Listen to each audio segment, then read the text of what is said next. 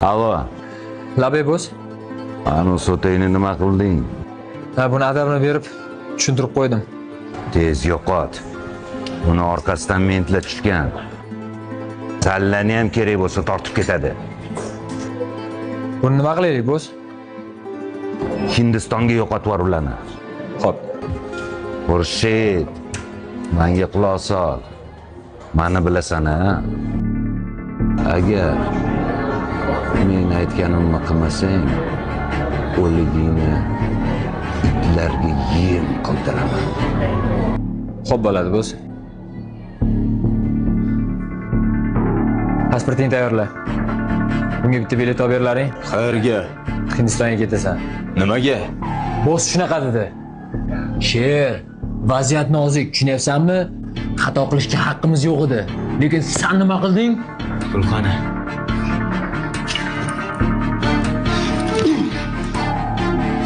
Qo'shingga latta. O'ldirib qo'yding. Biz o'ldirishga ishlamaymiz, Sher. Hozir sen topishsa, hammamiz ketamiz. Vaqtincha o'sha yerda bo'lib tur. Keyin o'zim chaqirib olaman. Borlaring.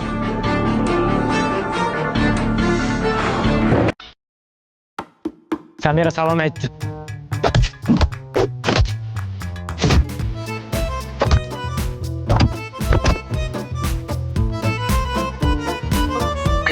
Alo. Nima bo'ldi? Eplolmadik. Lattam bitanlar. Shuncha bola bo'lib ham eplolmading.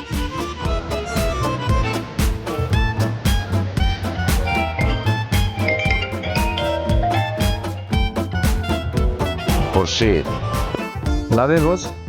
men aytgan ish nima bo'ldi? Ha, uni bolani chaqirib qo'yganman, hozir hal qilamiz. Endi bu safar xato qilmalaring. Bilasan-a? U juda ham katta odam. Hammangni meni ham qo'shib keyin bir deganda yo'q qilib yuboradi. Uni bilasan, yagona nozik joyi bor. U qizi. Xo'p, agar xato qilsalaring, onalaringning duosi ham yordam bera olmaydi. Xo'p bo'ladi bo'z, hal qilamiz.